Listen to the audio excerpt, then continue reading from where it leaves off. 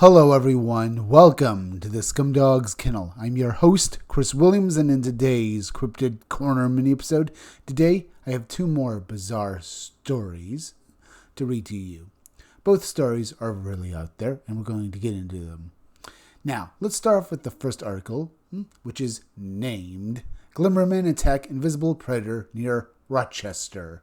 Let's get into this witness's story about what happened to him and his brother when they were kids. In the early 1990s, two boys exploring a wooded area near Rochester, New York, came upon a strange swamp deep inside what the witness described as forever wild woods. What began as a childhood adventure quickly turned into terrifying, encounter with an unseen force in the trees, followed later that night by something far more personal and physical inside the witness's own home. Now, was this one entity or maybe more than one? Let's read on and find out. I grew up in western New York near Rochester, not too far from the Canadian border. My father built what I can only describe as a mini mansion that backed up to a large wooded area. We called it the Forever Wild Woods because it was connected in our minds to New York's protected wilderness lands. Once the house was built, those woods became a huge playground for me and my closest friend DJ. This was the early 1990s, and we loved being outside. One day, while exploring, we found an amazing section of woods about a 15-minute walk from the house. It opened into a beautiful swamp full of flowers, water, and, life. As we approached it, I remember noticing snap trees all around us. There were also straight branches jammed into the ground like spikes. The solid ground extended into the swamp like a narrow peninsula. The trees on both sides almost formed walls, funneling us out toward the water. That sounds interesting, folks. It also reminds me of various Bigfoot stories in which Bigfoot uses trees to make, homes for themselves. But let's read on. When we reached the edge, we saw snapping turtles quickly submerge. Since we were just kids, we started skipping rocks and throwing larger stones into the water to make big splashes. We were only playing around. Then, out of nowhere, both DJ and I felt a sudden wave of fear. It was like a sixth sense, something primal. The hair on our bodies stood up, and we both began looking around, trying to figure out what had triggered that feeling. DJ pointed to a tree across the water. I can only describe what I saw as the top half of the tree bending violently back and forth. It was not moving as if it were being pushed by the wind. It looked as though something powerful was bending it to the point that it might snap. It went left, then right, then back again. The movement became faster and faster. The tree was creaking loudly, but the bottom of the trunk barely moved. So, it looks like the wind wasn't doing this, folks. It was physically being, manhandled. So, let's see what the kids basically were able to then distinguish. Then, without warning, there was a deep rumbling growl. It was so loud and powerful that it shook us inside. I've been around loud things before, and I later learned to shoot an 8-gauge black powder shotgun, but nothing compared to the force of that sound. It felt like my soul had been pushed out through my back and then snapped back into me like a giant invisible rubber band. In the dead silence that followed, DJ and I ran for our lives. We ran the whole way home through bushes and branches. Our exposed skin was getting scratched and torn up, but neither of us stopped. I remember thinking I could hear something pursuing us from all around, but neither of us said a word about it while we were running. When we got home, we tried to tell my parents what had happened, but they would not listen. After that, we decided to stay inside for the rest of the day. But that did not stop the thing, folks. Now, as I said, this sounds like Bigfoot, especially with basically how the trees were bent and turned almost into basically like spikes in the ground. But then we have this invisible factor. That makes me think that there's more to it. But let's once more get back to this witness's story. As usual, DJ was spending the night. We decided to sleep in a large room in the house that we called the support. It was about 25 by 25 feet with double-hung windows on 2 exterior walls, a sliding glass door that led out to a 3-story deck, and a French door leading into the formal living room. My father had worked hard in life. He went from being a garbage man to owning a business, and the house reflected that. DJ was sleeping on the couch. I was lying on the floor in front of the television with a Nintendo. It was summer, so all the double-hung windows were open wide. I was stretched out on the floor with my arms behind my head. My neck was resting on a couple of pillows, and my fingers were interlaced behind my head. My hands were folded up behind me with my elbows flared out. DJ was already asleep and snoring. I was half asleep, watching something on TV. As God is my witness, out of nowhere I felt a massive hand engulf both of my hands and part of my wrists. Then it pulled me towards the windows. I slid about 2 or 3 feet across the floor and completely lost it. I screamed in terror. Whatever had grabbed me released me, and within a minute my father came running into the room. DJ was silent. He was just staring at me. I told my father what had happened. He checked every window and said all the screens were slid down and in place. He told me it was just a dream, that I needed to man up and shut up. So I shut up. I just prayed he would leave the room. Your father, or whatever this thing that basically grabbed you. Now, I think the boy basically thought this was a ghost that basically grabbed him, but what about the entity in the woods? Could it be a demon, a spirit? It sounds like to me, folks, that whatever grabbed him was big and powerful, but usually Bigfoot doesn't do anything like this, folks.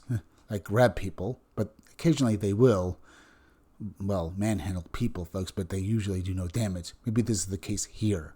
We'll discuss this point later. Let's get back to the story and read the rest of it. After he left, I looked at DJ and asked him if he had seen it. He just stared at me and would not say anything. A short time later, he called his parents and had them pick him up in the middle of the night. I went upstairs and tried to sleep in my own room. The next day, I called DJ's house to see if he wanted to come over. His mother said he did not feel well and told me not to call again until I heard from him. That confused my 12-year-old mind. We were best friends, but after that night, we never really got together again. I would see him occasionally, but he was always cold toward me. Because he probably associates you with whatever he saw.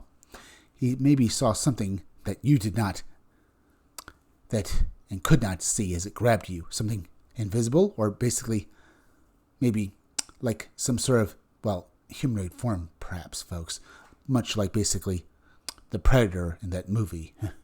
Either way, that's my guess here, folks. It would freaked DJ out, whatever happened, or whatever he saw.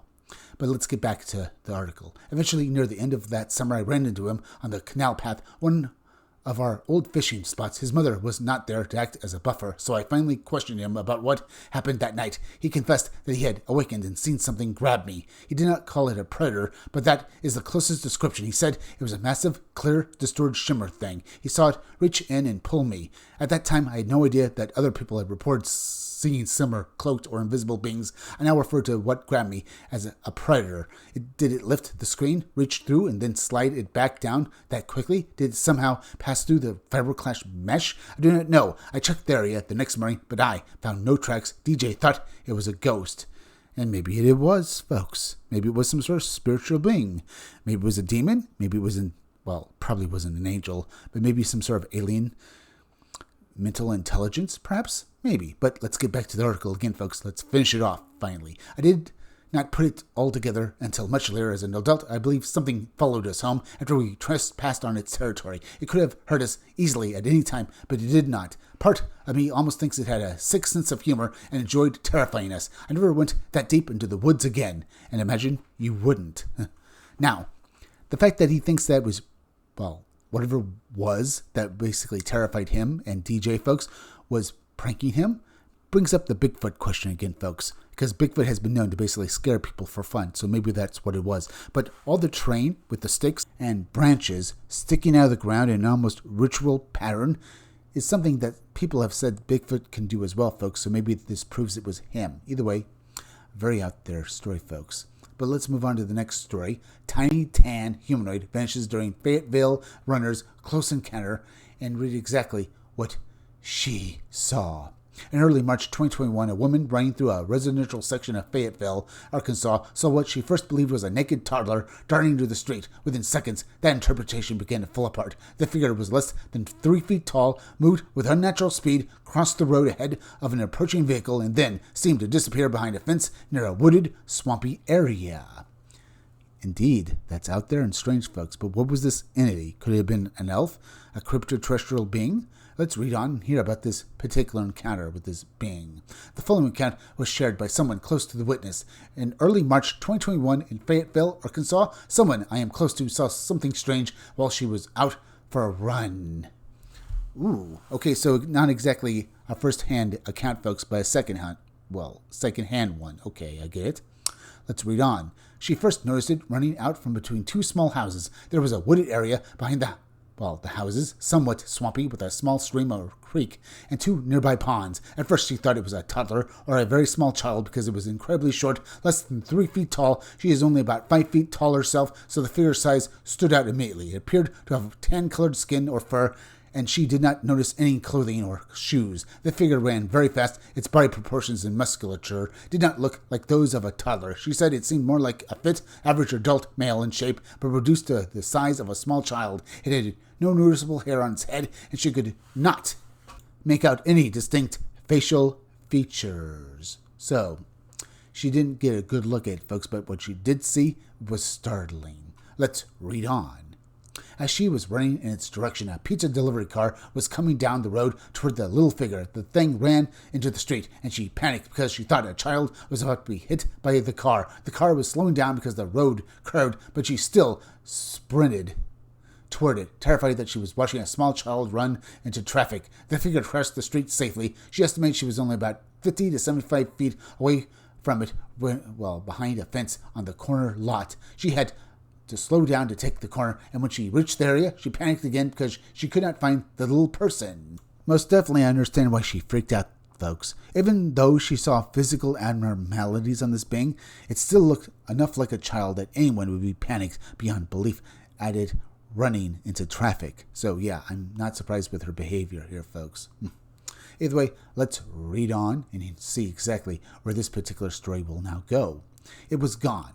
She ran around for a minute or two looking for what she still thought might be a little child hiding somewhere, but as she searched, she began thinking about what she had just seen in that brief moment. It was too fast. It did not move like a toddler. It didn't move, it did not have childlike proportions. She could not see any clear facial features. She also did not see genitalia, even though it appeared to be nude. She was left with the impression that whatever she saw was not normal. It either vanished, hid extremely quickly, or escaped into the area behind the fence before she could reach it. And maybe it did escape, folks. But the fact that basically, many or almost all encounters with basically cryptoterrestrial beings or even alien entities, the moment you lose sight of them, they disappear, simply as if basically they were, swallowed by the earth. So I'm not surprised, folks. What the heck did our witness see? Could it have been an actual cryptoterrestrial being, or much like any other encounter with these beings, folks, and indeed Glimmer men? Could it have been something interdimensional, perhaps an interloper from some other reality?